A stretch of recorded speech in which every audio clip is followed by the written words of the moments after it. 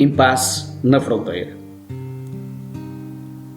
Foi numas férias de Páscoa que o Soares e o Martins, que junto com outros colegas da turma, arranjámos uma semana num campo de férias, OTL, foi no Gerês, numa ação de sensibilização, umas atividades na mata de albergaria, no estudo da flora, na limpeza e na preservação de espécies, principalmente os carvalhos, que predominam aquela área protegida do bosque, num âmbito pedagógico e ecológico, através, penso que a sigla era IPJ, e creio que era organizada pela Pousada da Juventude.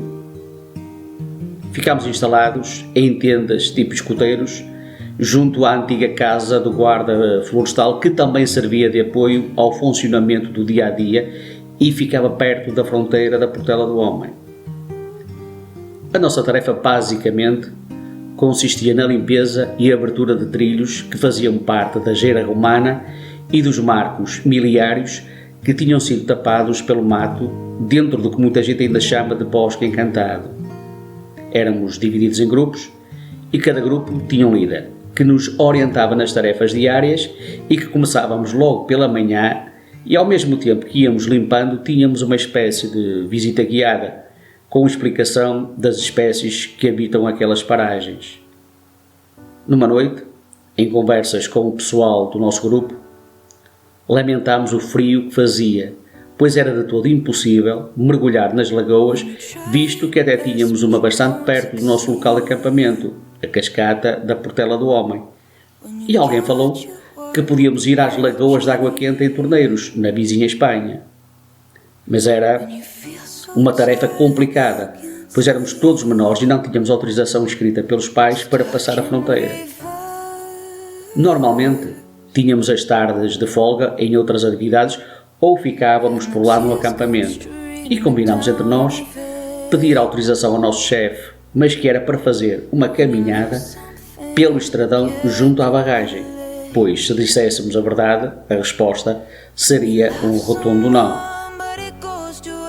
Fomos 6, 4 rapazes e 2 raparigas, e para evitar a passagem pela fronteira, confiámos no Soares, que conhecia ou dizia que conhecia bem a zona e que nos levaria pela serra até às lagoas de água quente. Depois de tanto andar por trilhos e ter entrado em território espanhol, reparámos que poucos metros nos separava da fronteira. Afinal, andámos às voltas e quase não saímos do sítio. E metemos já na estrada na parte galega.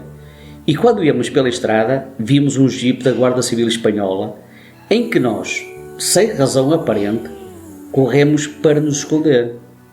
Os guardas, desconfiados daquela atitude, vieram ter connosco e quando se aperceberam que éramos portugueses e todos menores, pediram a nossa identificação, que também não tínhamos. E explicámos tudo, mas eles levaram a situação para o gozo e diziam que tínhamos que ficar presos, que estávamos ilegais. Por fim, lá nos obrigaram a fazer meia volta e a regressar à base, o que não estávamos longe, e eles vinham no jipe atrás de nós, que vinhamos a pé até à fronteira. E quando lá chegamos, um guarda espanhol foi chamar um guarda português, que pensámos que, também combinados, nos diziam que não podíamos entrar em Portugal sem documentos. E os espanhóis diziam que também não nos queriam lá. Por muito que explicássemos quem éramos e onde estávamos, não queriam saber. As raparigas choravam. E nós, os rapazes, quase. Eles, os guardas, no jogo psicológico de ping-pong connosco, os espanhóis não nos queriam e os portugueses não nos deixavam entrar. A nossa aflição já era de nos borrar todos e tornámos a insistir que estávamos na casa do guarda florestal e que só pretendíamos ir a banhos nas lagoas de água quente. Por fim, lá nos deixaram passar. E quando chegámos ao acampamento, já estava um jipe da guarda a relatar a ocorrência a quem estava responsável por nós, que ficou bastante desiludido com a nossa atitude em ter mentido ao nosso chefe de grupo. Antes da hora do jantar, tivemos o aperitivo. Foi uma assembleia ao ar livre. Foi um raspanete a toda a largura.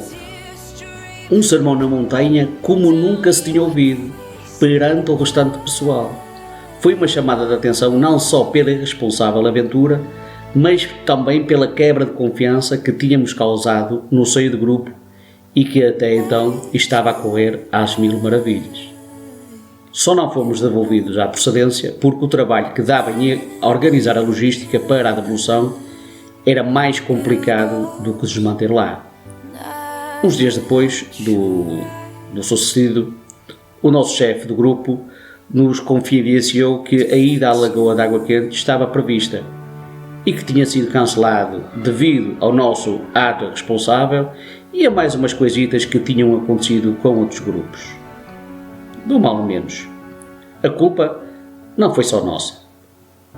Valeu pela aventura e se calhar pelo exemplo que levou o Martins a ser GNR, mas infelizmente o Soares provavelmente não estava atento à mesma aula.